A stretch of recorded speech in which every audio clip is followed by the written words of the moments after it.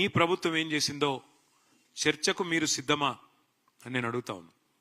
అట్లాగే మున్సిపల్ మంత్రిగా ఆనాడు కేసీఆర్ గారి ప్రభుత్వంలో స్ట్రాటజిక్ రోడ్ డెవలప్మెంట్ ప్రోగ్రాం కింద 42 ఫ్లైఓవర్లు, అండర్ పాసులు ఇవన్నీ కూడా మేము నిర్మాణం చేసినాం. మా హయాంలో 36 పూర్తి చేసినాం.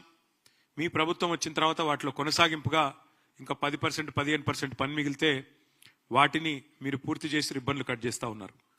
మరి 2 ఏళ్ల నుంచి మీరు కొత్తగా ప్రారంభించిన, కొత్తగా మొదలుపెట్టిన ఫ్లైఓవర్లన్నీ, పూర్తి చేసినవన్నీ చర్చకు సిద్ధమా? ఎన్ని ఫ్లైఓవర్లు కట్టింది నీ ప్రభుత్వం అని అడుగుతా ఉన్నా. ఫ్లైఓవర్లు కాదు, కొత్తగా ఈ 2 ఏళ్లలో ఒక్క రోడ్డు అన్న కట్టినవా? 10 ఏళ్లలో మా ప్రభుత్వం దాదాపు 100 లింక్ రోడ్లు నిర్మాణం చేసింది. నువ్వు ఒక్క లింక్ రోడ్డు కానీ, ఒక్క కొత్త రోడ్డు కానీ నిర్మాణం చేసినవా అని నేను అడుగుతా ఉన్నా. అసలు కొత్త రోడ్డు వేయడం దేవుడు ఎరుగు. ఉన్న రోడ్లకు గుంతలు పడితే ఒక గుంతనన్న పూడ్చిందా నీ ప్రభుత్వం అని చెప్పి నేను అడుగుతా ఉన్నా.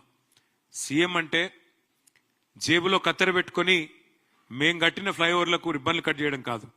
సీఎం అంటే కటింగ్ మాస్టర్ కాదు, సీఎం అంటే చీఫ్ మినిస్టర్. అందుకే చీఫ్ మినిస్టర్ లాగా ప్రవర్తించి తప్ప ఈ రకమైన అడ్డమైన మాటలు మాట్లాడవద్దని కోరుతా ఉన్నా. ఆనాడు కేసీఆర్ గారి ప్రభుత్వంలో అర్బన్ మిషన్ భగీరథలో భాగంగా హైదరాబాద్ వాసుల దాహార్తి తీర్చిందెవరో ప్రజలందరికీ తెలుసు. ఇవాళ నేను అడుగుతా ఉన్నా రేవంత్ రెడ్డి గారిని, మళ్ళీ మంచినీటి కష్టాలు తెచ్చి వాటర్ ట్యాంకర్ల మీద ఆధారపడే పరిస్థితి తెచ్చింది నీ కాంగ్రెస్ ప్రభుత్వం, అవునా కాదా? చర్చకు మీరు సిద్ధమా?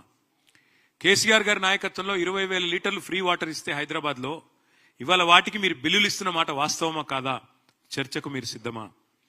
హైదరాబాద్ లో ఈ శానిటేషన్ సమస్య, అంటే చెత్త సమస్య పరిష్కారానికి కేసీఆర్ గారి నాయకత్వంలో స్వయంగా కేసీఆర్ గారు కూడా ఒక ఏరియా ఎంచుకొని ఆ ఏరియాకి తాను కూడా ముఖ్యమంత్రిగా బాధ్యత వహించి, అట్లాగే ప్రతి ఐఏఎస్ అధికారిని, ఐపీఎస్ అధికారిని కూడా హైదరాబాద్ 400 భాగాలుగా విభజించి ఒక్కొక్క యూనిట్ కి ఒక్కొక్క ఐఏఎస్, ఐపీఎస్ అధికారిని నియమించి మంత్రిని, ఎమ్మెల్యేని, ఎంపీని, ఎమ్మెల్సీని అందరినీ బాధ్యులు చేసి తాను కూడా బాధ్యత తీసుకొని స్వచ్ఛ హైదరాబాద్ అనే కార్యక్రమానికి శ్రీకారం చుట్టి ఆనాడు వేల సంఖ్యలో స్వచ్ఛ ఆటోలు ప్రవేశపెట్టిన విషయం నీకు తెలియదా?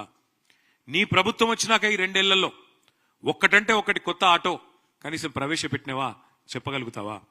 కేసీఆర్ గారి ప్రభుత్వంలో ఆనాడు 3,000 మెట్రిక్ టన్నులు పర్ డే చెత్త సేకరణ చేస్తే మేము వచ్చినాడు, తర్వాత మేము పెంచిన ఈ ఎఫిషియెంట్ కార్యక్రమం వల్ల అది 7,500 మెట్రిక్ టన్నుల సామర్థ్యానికి పెరిగింది. ప్రతిరోజు చెత్త కలెక్షన్ 3,000 నుంచి 7,500 టన్నులకు పెంచింది కేసీఆర్ ప్రభుత్వమా కాదా?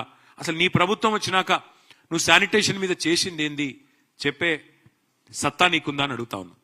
అట్లాగే మా ప్రభుత్వం ఉన్నప్పుడు కేసీఆర్ గారి నాయకత్వంలో స్వచ్ఛ సర్వేక్షణ అని కేంద్ర ప్రభుత్వం ఒక పథకం చేస్తుంది, ఒక సర్వే చేస్తుంది. స్వచ్ఛ సర్వేక్షణలో మా మున్సిపల్ డిపార్ట్మెంట్ ఆనాడు 34 అవార్డులు సాధించింది. బెస్ట్ మెట్రోగా హైదరాబాద్ అవార్డులు సాధించింది. 5 ఏళ్ల పాటు వరుసగా best quality of living in India ఉన్న నగరం ఏంది అని మెర్సర్ అనే సంస్థ సర్వే చేస్తే నంబర్ 1 సిటీగా హైదరాబాద్ వచ్చింది. ఈ అన్ని విషయాల్లో చర్చకు నువ్వు సిద్ధమా నేను అడుగుతా ఉన్నా. మా ప్రభుత్వం ఉన్నప్పుడు స్ట్రాటజిక్ నాలా డెవలప్మెంట్ ప్రోగ్రామ్ అని పెట్టాం. ఒక 2,000 కోట్లు ఖర్చు చేసినాం. నీ ప్రభుత్వం వచ్చినాక రూపాయి ఖర్చు చేసినావా ఎస్ఎన్డిపి కింద? నేను సవాల్ చేస్తున్నా, చర్చకు సిద్ధమా అని అడుగుతా ఉన్నా. 10 ఏళ్లు కేసీఆర్ గారి నాయకత్వంలో హైదరాబాద్ను ఒక క్లీన్ సిటీగా తీర్చిదిద్దితే ఇవాళ దాన్ని మురికి కూపం చేసింది నీ ప్రభుత్వం కాదా? ముఖ్యమంత్రిగానే కాదు, మున్సిపల్ మంత్రిగా కూడా మీరు విఫలమైన మాట వాస్తవమా కాదా నేను అడుగుతా ఉన్నా. 10 ఏళ్లలో కేసీఆర్ గారి ప్రభుత్వం 1,00,000 డబుల్ బెడ్రూమ్ ఇల్లు కట్టింది హైదరాబాద్ లో. ఒక్క హైదరాబాద్ లో 1,00,000 డబుల్ బెడ్రూమ్ ఇల్లు కట్టింది. ఇవాళ నేను రేవంత్ రెడ్డి గారిని అడుగుతా ఉన్నా, మేము 1,00,000 డబుల్ బెడ్రూమ్ ఇల్లు కడితే